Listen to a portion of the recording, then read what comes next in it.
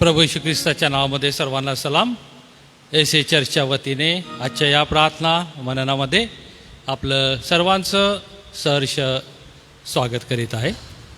यावेळेस आम्ही विजय संगीतमधून गीत नंबर 18 गाणार आहोत. विजय संगीतमधून गीत नंबर 18. मी विनंती करतो की रेव्हरंड सॅमसन जेकर पाळक पुढे येतील आणि गाऊ लागतील.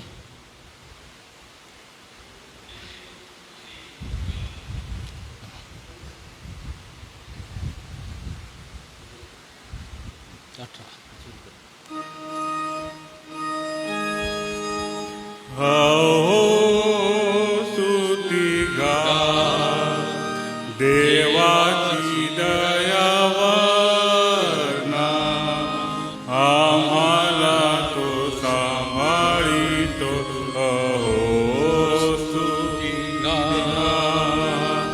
पुत्राला नाही राखिले आम्हा ताराया ताडिले सप्रेमा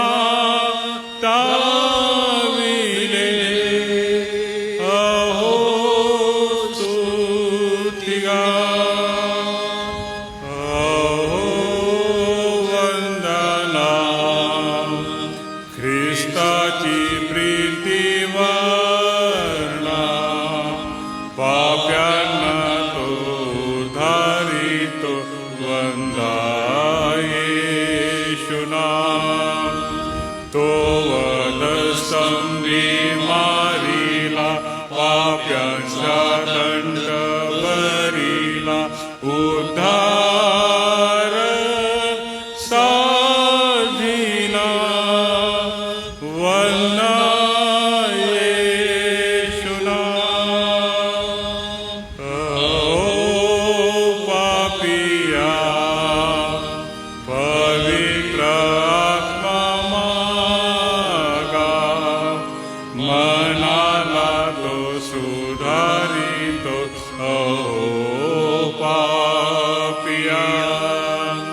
ईश्वर कृपा दाखवी येशू प्रेमाने बोलावी सदात्मा सुचवी. अहो पापिया.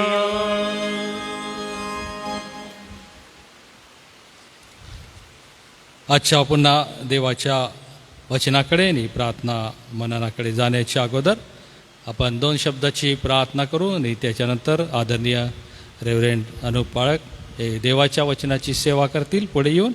मी विनंती करतो की आदरणीय रेव्हरंड LP वळवी पाळक साहेब पुढे येतील आणि 2 शब्दाची प्रार्थना करतील.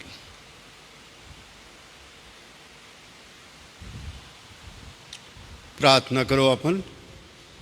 पवित्र सर्वशक्तिमान सर्वसमर्थ जिवंत प्रेमळ पित्या, प्रभू येशूच्या पवित्र नावामध्ये पुन्हा एकदा या सायंकाळी प्रभू आम्ही धन्यवाद देतो.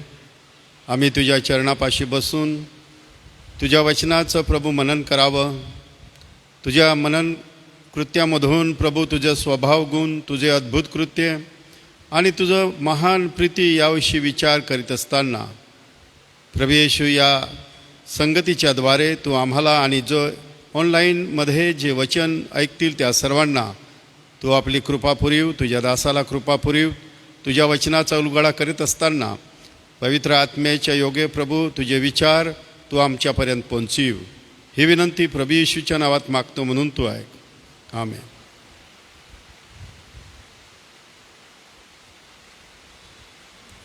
आजच्या सायंकाळी मी आपणा सगळ्यांना ख्रिस्त येशूच्या नावात सलाम सांगतो. कारण की प्रियांनो, उन्हाळ्याच्या सुट्टीमुळे आपण एकत्र जमू शकलो नाही. जरी रविवारची उपासना होती त्यामध्ये आपण एकत्र जमलो, परंतु साप्ताहिक ज्या सायंकाळची मननचिंतनाची उपासना होती त्यामध्ये आपल्याला जमू शकलं नाही कारण की उन्हाळ्याची सुट्टी होती. परंतु परमेश्वराला धन्यवाद असो, या शैक्षणिक वर्षाच्या सोबतच आपण मंडळीच्या आध्यात्मिक सर्व कार्यक्रमांना सुरुवात केलेली आहे. दिनांक 15 जूनपासून आपण मंडळीच्या सर्व कार्यांना सुरुवात केलेली असताना आजपासूनचं दररोज सायंकाळचं मनन चिंतन आपल्याला एस ए चर्च नंदुरबार याच्या फेसबुक अकाउंटवरून आणि नंतर एस ए चर्च नंदुरबार याच्या यूट्यूब अकाउंटवरून ऐकायला मिळणार आहे, पाहायला मिळणार आहे. तर या सेवेचा आपण लाभ घ्यावा. सोबतच सप्ताहामध्ये आपला बायबल अध्ययनाचा म्हणजे बायबल स्टडीचा सुद्धा तास असणार आहे, त्याकडेही आपण लक्ष द्यावं अशी मी विनंती करेन. ही प्रस्तावना मी आपणाला यासाठी केली की ख्रिस्ती व्यक्तीने आपल्या जीवनामध्ये कोणत्या गोष्टी केल्याच पाहिजे, त्यापासून त्याला पळवाट नाही आहे, यावरती आपण आज मनन करणार आहोत. तर त्यासाठी आपण प्रेषितांची कृत्य 17वा अध्याय आणि 11वं वचन काढूया. प्रेषितांची कृत्य याचा 17वा अध्याय आणि या 17व्या अध्यायातील 11वं वचन आपल्या सगळ्यांच्या सोयीसाठी मी हे वाचतो. तेथील लोक थेसलनिकातल्या लोकांपेक्षा मोठ्या मनाचे होते. त्यांनी मोठ्या उत्सुकतेने वचनाचा स्वीकार केला आणि या गोष्टी अशाच आहेत की काय याविषयी ते शास्त्रात दररोज शोध करीत गेले. आता हे जे लोक होते हे बिरुयाचे लोक होते. बिरुया या ठिकाणी संत पौल गेलेला आहे आणि संत पौल तिथे जाऊन देवाच्या वचनाची सुवार्ता सांगतोय. देवाच्या वचनाची सुवार्ता त्या ठिकाणी ऐकणारे जे लोक होते ते फक्त ऐकणारे नव्हते, तर त्यांच्यामध्ये काही क्वालिटीज आहेत, त्यांच्यामध्ये काही गुणवैशिष्ट्ये आहेत. काय गुण आहेत त्यांच्यामध्ये? मोठ्या मनाचे ते लोक होते. त्यांचं मन मोठं होतं. आपण मोठ्या मनाचं कोणाला म्हणतो? की जो उदार असतो, जो नेहमीच मदतीचा हात पुढे करतो, जो स्वतःकडे उरेल किंवा नाही उरणार, मी दिल्यानंतर माझ्याकडे राहील किंवा राहणार नाही असा विचार करत नाही, तो असतो मोठ्या मनाचा. आणि त्या ठिकाणाचे लोक म्हणजे बिरुयाचे लोक हे त्या पद्धतीचे होते. आदर सत्कार करण्यामध्ये अग्रेसर, मदत कार्यामध्ये सगळ्यात पुढे आणि स्वतःचा विचार न करता इतरांचा विचार करणारे असे मोठ्या मनाचे होते. हे लोक मोठ्या मनाचे असतानाच त्यांच्यामध्ये उत्सुकता होती. कशाबाबत? वचनाबाबत उत्सुकता होती. ख्रिस्ती व्यक्तीने ह्या गोष्टी केल्याच पाहिजे असं मी आपणाला अगोदरच सांगितलं. तर पहिली गोष्ट काय केलं पाहिजे? तर वचनासाठी उत्सुक असलं पाहिजे. ख्रिस्ती व्यक्तीच्या जीवनामध्ये वचन ह्याच्याशिवाय त्याच्या जीवनात दुसऱ्या कोणत्या गोष्टी असता कामा नये. प्रियानो, पवित्र ग्रंथ बायबल आपल्या घरामध्ये सतत 24 तास आपल्याला उपलब्ध आहे. परंतु या 24 तासापैकी किती वेळ आपण त्याचं वाचन मनन करतो याचा विचार करा. संत पौल त्या बिरुयाच्या लोकांकडे गेल्यानंतर त्यांच्या मनाचा मोठेपणा पाहून आणि त्यांच्या वचनाची उत्सुकता पाहून भारावून गेला. बघा, त्या लोकांचं वागणूक कशी होती की ते उत्सुकतेने देवाचं वचन स्वीकारत होते किंवा वचन पाळण्यासाठी तयार होते. ती आजपर्यंत ही साक्ष चालत आली. बिरुयाच्या लोकांचं नाव पवित्र ग्रंथामध्ये लिहिलं गेलं आणि हेच नाव आज आमच्या कानावरती पडलं. ही साक्ष आहे त्यांची. हे त्यांच्या जीवनाचं एक चित्र आहे की हे लोक मोठ्या मनाचे असतानाच या लोकांनी उत्सुकतेने वचनाचा स्वीकार केला. खूप साऱ्या वेळेला उत्सुकता नसते वचनाचा स्वीकार करण्याची किंवा वचन ऐकून घेण्याची उत्सुकता आजकाल कमी होत चालल्याचं आम्हाला जाणवतं. का असं घडतंय? कारण की कामाचा व्याप असू शकतो. का असं घडतंय? कारण की आळस असू शकतो. का असं घडतंय? माणसामध्ये, व्यक्तीमध्ये, आपसामध्ये मन कलुषित झाले असल्यामुळे असं घडू शकतं. परंतु प्रियांनो, असं घडता कामा नये. असं आपण घडू देऊ नका. मोठ्या मनाचं असा उत्सुकतेने वचन स्वीकारा आणि दररोज शोध करणारे असा. देवाच्या वचनाचा दररोज आम्हाला शोध करायचा आहे. जे लिहिलेलं आहे ते आपल्याला वाचून बघायचं आहे. त्याच्यातला काना, मात्रा, उकार, विलांटी, स्वल्पविराम, अल्पविराम, पूर्णविराम या गोष्टी कधी कधी आम्ही वाचत नाही का? वाचायच्या ओघामध्ये कधी कधी माझ्याकडूनही ते राहून जातं. परंतु आपण तसं होता कामू दे नाही. दररोज उत्सुकतेने वचनाचा शोध करा. आजपासून आपण सायंकाळच्या मननाला सुरुवात केलेली आहे. दररोज उत्सुकतेने देवाचे सेवक या ठिकाणी येतील आणि देवाच्या वचनाचा उलगडा करून दाखवतील. मग आज ख्रिस्ती व्यक्ती म्हणून माझं जे कर्तव्य आहे, मी जे केलंच पाहिजे ते म्हणजे वचनाचा उत्सुकतेने स्वीकार करा आणि वचनाचं अध्ययन दररोज करा. नुसतं पवित्र शास्त्र वाचून घेतलं, प्रार्थना केली आणि मी माझ्या कामाला चाललो असं आपण करू नका. पवित्र शास्त्र वाचल्यानंतर त्या वचनांना आपल्यासोबत बोलू द्या आणि ही वचनं माझ्या संगती काय बोलली हे आपल्या मनामध्ये ठेवा.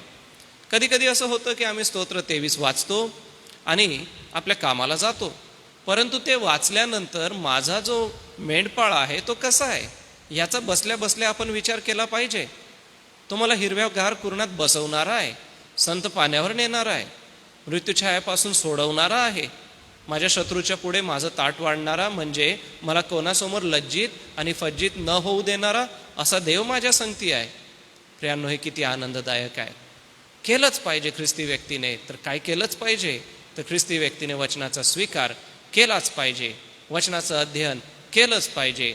वचनाशिवाय ख्रिस्ती व्यक्तीच्या जीवनामध्ये दुसऱ्या कोणत्याच गोष्टी नाही आहेत. इतर गोष्टी आहेत ज्या ख्रिस्ती विश्वासाचा भाग आहेत, परंतु आज आपल्याला मी भर ह्या गोष्टीवर देऊ इच्छितो की ख्रिस्ती व्यक्तीने वचन स्वीकारलंच पाहिजे, वचन अभ्यासलंच पाहिजे. दुसरी गोष्ट ख्रिस्ती व्यक्तीने केलीच पाहिजे, ती आम्हाला थोड्याशा पुढील गोष्टींमध्ये दिसते. ती म्हणजे योहानाचा 15वा अध्याय बघा. योहान कृष्णवर्तमान 15वा अध्याय आणि या 15व्या अध्यायातील वचन 14. योहान 15:14 त्यामध्ये काय म्हटलंय? मी तुम्हाला जे काही सांगतो ते तुम्ही कराल तर तुम्ही माझे मित्र आहात. किती सुंदर ही गोष्ट ख्रिस्त येशूने या ठिकाणी म्हटलेलं आहे. मी तुम्हाला जे काही सांगतो ते तुम्ही कराल तर तुम्ही माझे मित्र आहात. येशूने सांगितलेल्या गोष्टी करा. पहिला आहे केलंच पाहिजे. काय केलं पाहिजे? तर वचन ऐकलंच पाहिजे, मनन चिंतन केलंच पाहिजे. दुसरी गोष्ट आहे की येशूने सांगितलेल्या गोष्टी केल्याच पाहिजे. जर आम्ही प्रभू येशूने सांगितलेल्या गोष्टी करतो तर आम्ही प्रभू येशूचे मित्र आहोत. प्रियांनो, आपल्या मित्रासोबत आपल्याला फारच जवळीकता वाटते. आपल्या मित्राकडे आपण मन मोकळं करतो.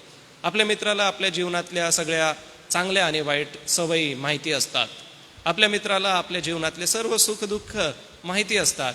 मग आमचा प्रभू येशू ख्रिस्त किती चांगला मित्र आहे, नाही का?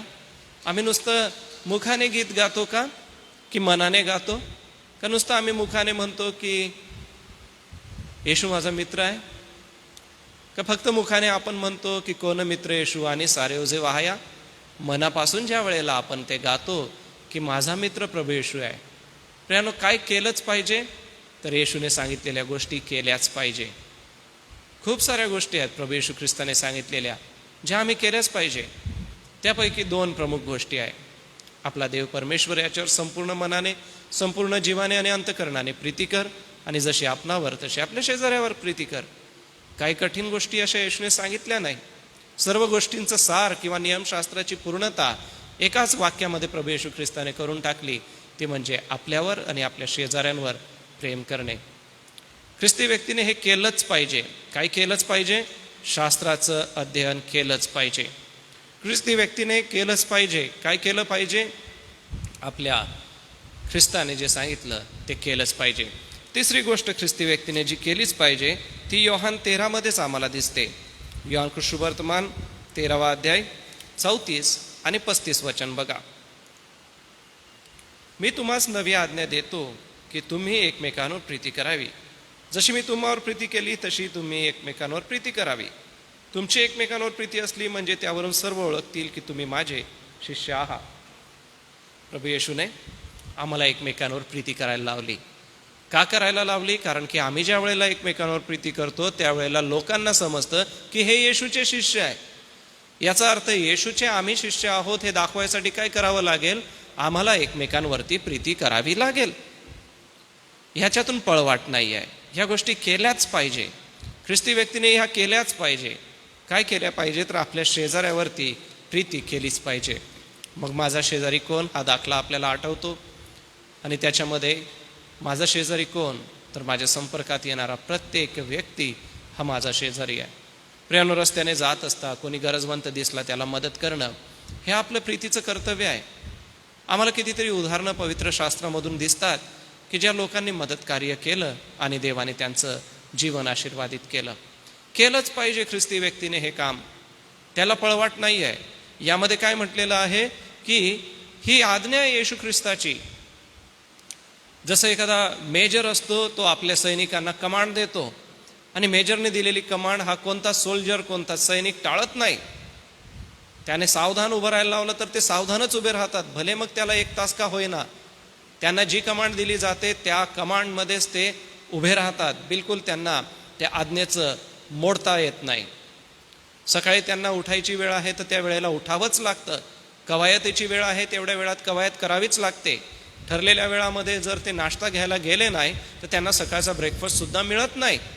का? कारण की सैनिकाला शिस्त असते, कारण ते आज्ञा पालन करणारे असतात. प्रियांनो, ख्रिस्ताची आज्ञा आम्हाला पालन करायची आहे, ती म्हणजे एकमेकांवर प्रीती करायची आहे. वचन सोबतच येशूने सांगितलेल्या गोष्टी आणि एकमेकांवरची प्रीती ह्या गोष्टी आम्हाला करायची आहे. अजून थोडंसं आपणाला प्रोत्साहन देण्यासाठी मी कलसेकरास पत्र 1 अध्याय आणि 3 वचन वाचतो. कलसेकरास पत्र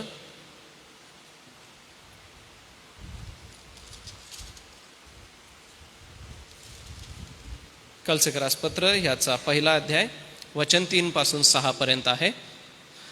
ख्रिस्त येशूमधील तुमचा विश्वास व तुमची सर्व पवित्र जनांवरील प्रीती ह्याविषयी ऐकून आम्ही तुम्हासाठी जेव्हा प्रार्थना करतो तेव्हा स्वर्गात तुम्हासाठी राखून ठेवलेल्या आशेमुळे आणि सर्वदा आपल्या प्रभू येशू ख्रिस्ताचा पिता देव याची उपकार स्तुती करतो. खालील वचनं हे वेळेअभावी वाचत नाही, कृपया आपण ती वाचावी. यामध्ये असं दिसतं की संत पौल प्रस्तावनेमध्येच काय सांगत आहे मंडळीला कलसेच्या, की आम्ही रात्रंदिवस तुमच्यासाठी प्रार्थना करतो. आम्ही तुम्हासाठी जेव्हा प्रार्थना करतो तेव्हा स्वर्गात तुम्हासाठी राखून ठेवलेल्या आशेमुळे आम्ही सर्वदा आपल्या प्रभू येशू ख्रिस्ताचा पिता देव याची उपकार स्तुती करतो. ख्रिस्ती व्यक्तीने केलंच पाहिजे. काय केलंच पाहिजे तर प्रार्थना केलीच पाहिजे. प्रार्थना सोडता कामा नये. प्रार्थनेचा आळस येतो. आम्ही गीत गातो, करा प्रार्थना अखंड, नका पडू देव खंड, होता प्रार्थना विश्वासे मना येते भरते, नाही का? ख्रिस्ताच्या विश्वासामधून जीवन जगत आम्हीही पुढे जात असताना प्रभू येशू ख्रिस्ताने गेतशेमाने बागेत प्रार्थना केली. त्याला अटक होण्यापूर्वी देखील तो प्रार्थनाच करत होता. प्रभू येशूने सेवेची सुरुवात केली त्यावेळेला तो प्रार्थनाच करत होता आणि तो प्रार्थनाच करीत होता. एवढंच नव्हे तर प्रतिरात्री तो रात्रभर प्रार्थना करायला निघून जात असे. भल्या पहाटे तो प्रार्थना करायला निघून जात असे. गेतशेमाने बागेमध्ये त्याला अटक करण्यात आली, त्याला पकडण्यात आलं, त्यावेळेलाही तो प्रार्थना करायलाच गेलेला होता. किती अद्भुत आहे, नाही का? प्रभू येशू ख्रिस्त प्रार्थना करण्याचं एक आदर्श उदाहरण आहे. केलंच पाहिजे. काय केलंच पाहिजे तर वचन अध्ययन केलंच पाहिजे. काय केलं पाहिजे? येशूने शिकवलेल्या गोष्टी केल्याच पाहिजे. एकमेकांवर प्रीती केलीच पाहिजे आणि प्रार्थना केलीच पाहिजे. 4 गोष्टी मी आज सायंकाळी आपणाला सांगितलेल्या आहे. प्रार्थना ही केलीच पाहिजे, एकमेकांवर प्रीती केलीच पाहिजे, येशूने सांगितलेल्या गोष्टी केल्याच पाहिजे आणि वचनाचं मनन चिंतन अध्ययन केलंच पाहिजे. आपल्याला ह्यातून प्रोत्साहन मिळो. ख्रिस्ती व्यक्तीने ह्या गोष्टी केल्याच पाहिजे असं आपल्या वहीत आपण नमूद करून घ्या किंवा आपल्या मनामध्ये आपण ते ठरवून घ्या की मला देवाचं वचन या वचनातून असं म्हणतंय की मी ह्या गोष्टी केल्याच पाहिजे, त्या सोडता कामा नये. छोटंसं हे मनन आहे. देवबाप आपल्या सगळ्यांसाठी आशीर्वादित करो. पुढील वेळ मी सन्माननीय रेव्हरंड राजीव मार्गे पाळक साहेबांच्या हाती देतो.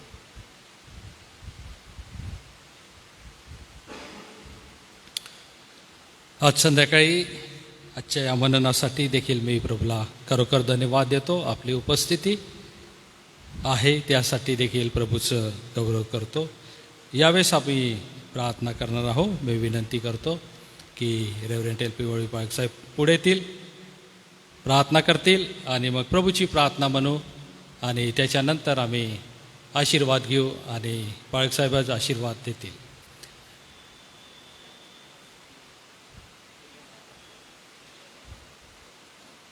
बरं, एका गोष्टीसाठी आम्ही प्रार्थना करणार आहोत. उचल या ठिकाणी असणारे पाळक रेव्हरंड विजय नाईक यांचं आज 3 वाजता उचल या ठिकाणी निधन झालेलं आहे आपल्या राहत्या घरी. तर त्या कुटुंबासाठी देखील आम्ही आमच्या प्रार्थनेमध्ये आठवण ठेवणार आहोत. विशेष करून आम्ही पावसासाठी देखील आज प्रार्थना करणार आहोत आणि आपण देखील पावसाच्या या प्रार्थनेसाठी आठवण ठेवावी. सर्व शक्तिमान, सर्व समर्थ, पवित्र जिवंत देवबापा, आम्ही धन्यवाद, स्तुती, महिमा देतो. तुझं वचन आत्मा आणि जीवन आहे. तू आपली स्वर्गीय इच्छा, स्वर्गीय विचार त्या वचनामधून आमच्या आत्मिक उन्नतीसाठी, आम्हाला मार्गदर्शन देण्यासाठी, या भ्रष्ट जगामध्ये आम्हाला सामर्थ्य मिळण्यासाठी तुझं वचन तू आम्हाला देतो. ज्यावेळेस आम्ही तुझं वचन ऐकतो, शोध करतो, मनन करतो, त्यावेळेस प्रभू तू आम्हाला अंतर्यामी बल संपन्न करतो, यासाठी की येणाऱ्या सर्व परिस्थितीवर एक विजयी जीवनामध्ये आम्ही वाटचाल करावी, उभं राहावं. तुझ्यासाठी एक प्रभावी भूमिका घेऊन एक तुझं कार्य प्रभावी रीतीने करण्यासाठी प्रभू तू आपली कृपा पुरी तुझ्या दासा करवी. जे वचनामधून मनन चिंतनासाठी जे वचन प्रभू तू ठेवलेलं आहे, ते वचन आमच्या जीवनामध्ये प्रभू तू राहू दे, वृद्धिगत होऊ दे आणि वचनाच्या दिशेने चालण्यासाठी तुझी कृपा तू आम्हा सर्वांस पुरीव. प्रभू, आज मी प्रार्थना करतो, तुझा दास ज्याने हॉस्टेलमध्ये आणि वचनाची सेवा केली, विजय नाईक, त्यांचं निधन झालेलं आहे. त्या अनाथ लेकरांसंगती प्रभू तुझी सहभागिता तू ठेव, त्यांचं सहाय्य कर आणि त्या दुःखित परिवाराचं सांत्वन कर. स्वर्ग आणि पृथ्वीच्या प्रभू, मी विनंती करतो पर्जन्यासाठी. हो, अवतीभोवती पर्जन्य पडत आहे, आमच्या भागामध्ये पर्जन्य नाही प्रभू, आणि आज आम्ही तुझ्याकडे पाहत आहोत. तू पर्जन्य निर्माण करण्यासाठी विद्युत यांना आज्ञा देतो. मेघ प्रभू तुझ्यापाशी हजेरी लावतात आणि तुला विचारतात, आणि म्हणून प्रभू आम्ही प्रार्थना करतो, सर्व तुझ्यापासून आहे. आणि म्हणून आमची प्रार्थना आहे, आमच्या भागावर दया करून विपुल पर्जन्य तू पाठीव, अशी मी प्रार्थना आणि विनंती करीत आहे. विपुल पर्जन्य प्रभू तू पाठीव, अशी मी विनंती तुझ्या पवित्र चरणापाशी करीत आहे. पुन्हा एकदा आम्ही इथे जमलेले तुझे सर्व दास, ऑनलाईनमध्ये जे तुझं वचन ऐकतात, सर्वांना आज या वचनाच्या द्वारे तू आशीर्वाद दे. ही विनंती प्रभू येशूच्या नावात मागतो, म्हणून तू आहे. आमेन.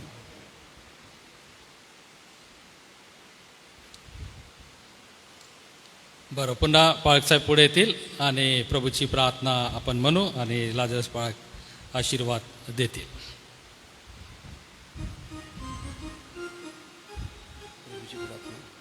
हे आमच्या स्वर्गातील पित्या, तुझे नाव पवित्र मानले जाओ, तुझे राज्य हो, जसे स्वर्गात तसे पृथ्वीवर. तुझ्या इच्छेप्रमाणे आमची रोजची भाकर आज आम्हास दे, आणि जसे आम्ही आपल्या ऋण्यास सोडले तसेच तो आमची ऋणे आम्हास सोड, आणि आम्हास सर्व नकोस, तर आम्हास सर्व वाईटापासून सोडी. कारण की राज्य, सामर्थ्य आणि गौरव ही सर्व काळ तुझीच आहे. आमेन. आता आपल्या प्रभू येशू ख्रिस्ताची कृपा, देवबापाची महान प्रीती, पवित्र आत्म्याची गोड सहभागिता, इथे जमलेले सर्व तुझे दास आणि देवाचे प्रिय दास आणि निवडलेली मंडळी आणि देवाचे निवडलेले राष्ट्र इस्रायलाबरोबर प्रभू तू येईपर्यंत असो. आमेन. रात्री ईश्वरा तू मजला सा